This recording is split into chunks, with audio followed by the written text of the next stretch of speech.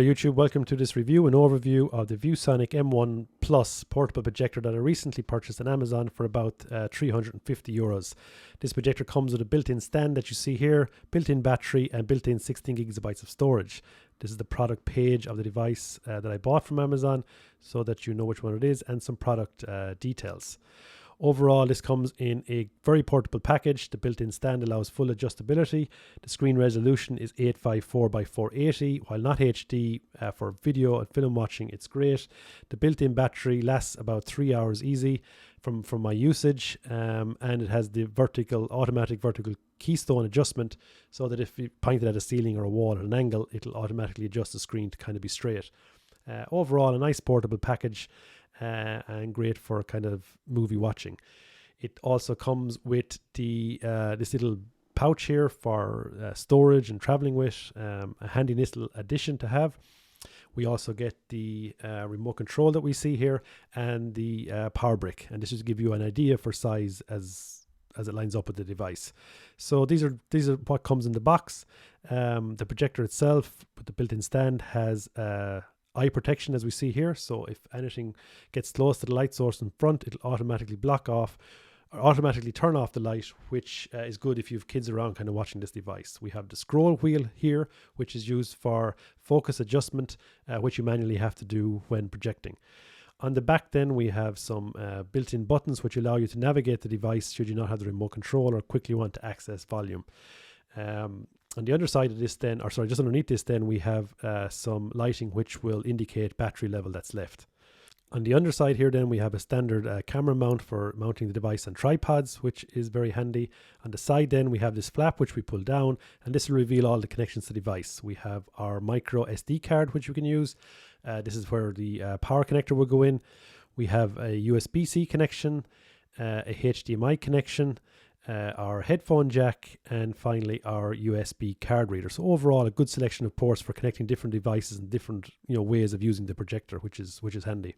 Next up, looking at measurements of the device, we have about 12 centimeters on the width. We have about 15 centimeters here on the height, and finally 4 centimeters on the thickness. Right, to quickly show you some of the options here from within the device. We have source, which allows us to choose between our HDMI, USB-C, USB card reader, local storage, micro USB. Depending on what you've connected to the device, we'll do that from source. The app center which comes with it, listen, I've tried to use this. I've downloaded app stores like AppTide is the one that comes with it, is pretty useless. I find it's just slow and sluggish. It's not a good way to use this device. I just find a Amazon Fire Stick is the much better way. As you see here, Netflix doesn't even work. I wouldn't use the App Center. We have, if you want to use it as a Bluetooth speaker, it's also possible. And we also have a screen mirroring option. And this will just show you how to connect an iPhone device or an Android device. I'll show later on in this video how we done it with an iPhone. Wallpaper, should you want to change the background wallpaper for the menus. We have settings, and then information. Information just gives you some information about your device, such as the firmware version, which you will need to download and install if you want to update from USB. To quickly look through the settings, now I apologize for some of the resolution in terms of the fuzziness here, but it was kind of the best shots I could get. This is just to give you a quick overview of some of the menus in relation to the options you get for image settings, display mode, the speakers itself, light source, if you want full light to come out of it, eco, extended eco, that'll affect battery life. I find eco the best mode. It gives about 3 hours of viewing time. Also, just to note, the projector's brightness is maxed at 300 lumens, so no daytime viewing. Right, just looking at some of the connection options as we use this. One is shown here, Windows laptop. This is my Asus Windows laptop connecting via HDMI. I select source, HDMI, wait a few seconds, and then the laptop screen will appear on the projector. So again, this is very handy if you want to use your laptop for watching movies, watching YouTube. No restrictions in that sense. The same then, I also tested it with using things like PowerPoint. Pretty good for presentations. Now, the resolution of this device is 854 by 480, so just be aware, small text doesn't come out great. It's more for a portable way to watch Netflix, really. Like in terms of a MacBook, this is an M1 MacBook Air. Now I tried USB-C, couldn't get it to work, so a dongle and the HDMI connection seems to be the easiest way to get a full resolution picture for the device, so you can screen mirror or extend, watch your YouTube, watch your films, again, do your presentations. But again, I'd like to highlight that this is more for video watching. Just to show you, if we were to use AirPlay on the MacBook, which is possible, we can select it here in the options, which hopefully you can see okay from the display settings. And when we do that, the device will appear. We can select it. We wait a few seconds and it should or will connect through, but it comes through in this square format, just not worth using. Right, just to quickly show you connecting an iPhone. So again, pull down the scroll bar for settings. We'll have screen mirroring. The device will appear. We click on it. We wait a few seconds and the iPhone screen will appear here. And I assume it's a similar setup for Android. I just don't have an Android phone to test with. But yeah, your screen pops up and you can navigate your iPhone and display whatever you want on the... When I say whatever you want, you can display some apps. Some apps like Netflix won't work, but YouTube, for example, here will.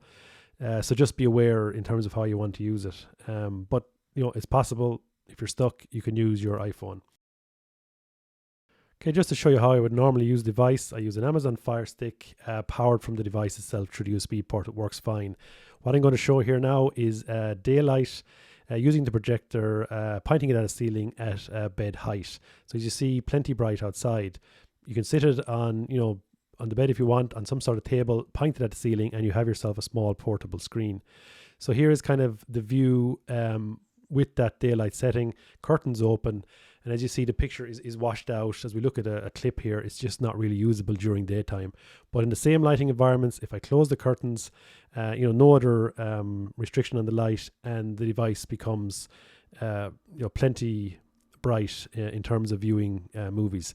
So while you can't use it during daylight, if you're in a room that where daylight is outside, just close the curtains, and you see here, you get some good pictures. So just to give you an idea what the sound sounds like in the background here.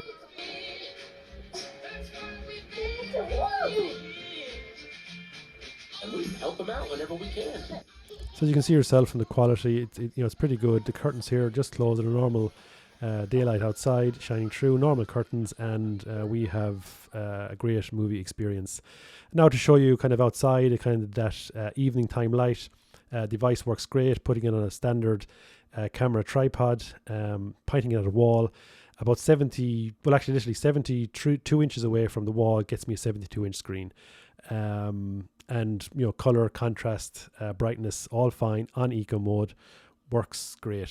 So overall, a great device. I think the built-in speakers are great. The picture quality, while it's not full HD, is plenty acceptable. I have no problems. I enjoy watching films on this. And overall, I think you'll be happy with the projector, with the number of connections and how it generally works. Listen, thanks for watching. I hope you found it useful. Please, subscribe and like if it was helpful, as it helps a lot with the channel. Thanks again.